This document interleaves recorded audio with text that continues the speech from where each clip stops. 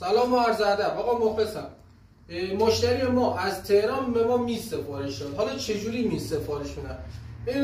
توی هایلایت های ما توی پیج نگاه میکنن میزامون، حالا اونا فروخته شده و ما هم توی تلگرام براش فرستادیم. آقا نگاه این مثلا در حال ساخت این هست یا مثلا چوب خام هست.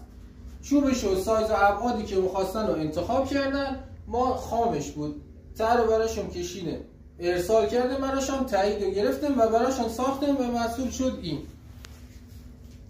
هم فردا ارسال میشه براشون تهران. پایه ها هم پیچیه، باز میشه پایه ها و ارسال میشه. اونجا خودتون هم میتونین ببندین.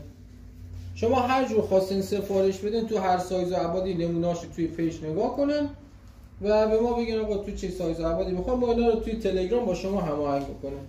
پیروز و موفق باشید.